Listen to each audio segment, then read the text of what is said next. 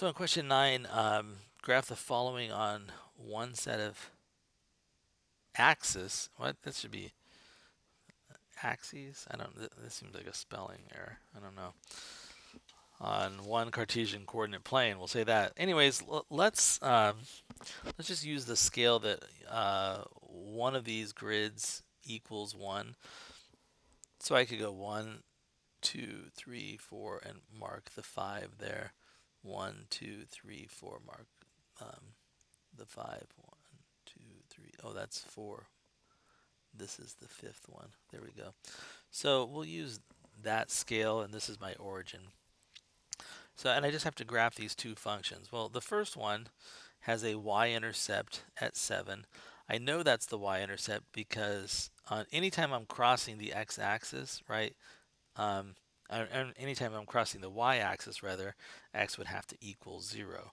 You think about this. So if I'm some function, right? This is a fancy function, but y's, the x values are negative, they're negative, they're negative. Right here, x is 0, and then x's are positive.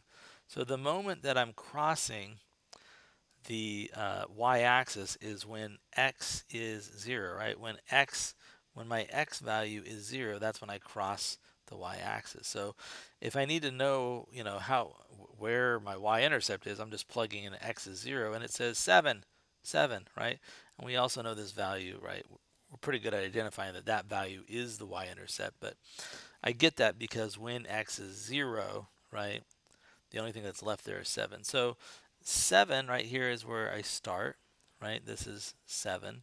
And then my slope pattern for this is from there, I'm just going to go down 2 and then to the right 5. So this slope pattern of -2/5 I can view of one of two ways. It can be down 2 and then to the right 5, or it can be up 2 and then back to the left 5 units. Either way works, and I can show you both of those. But from here, I'm just going to go, I'll do this with the red pen. I'll go down 2 units and then over 1, 2, 3, 4, 5. There we go.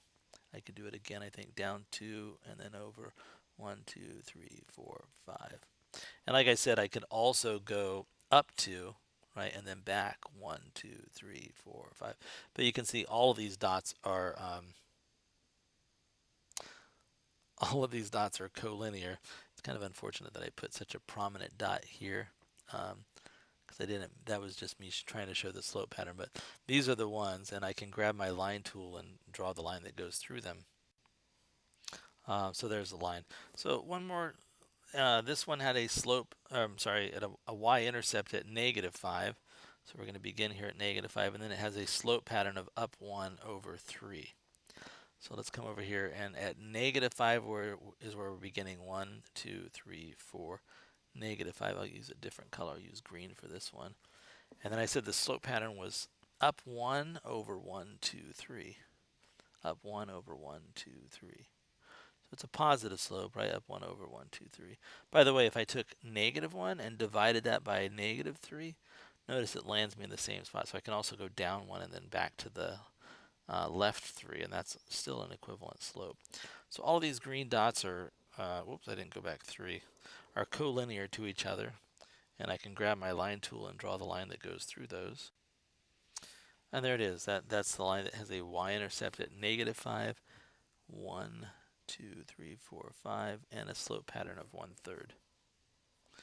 So those are the two functions that you were asked to graph in question number 9, 9a and 9b.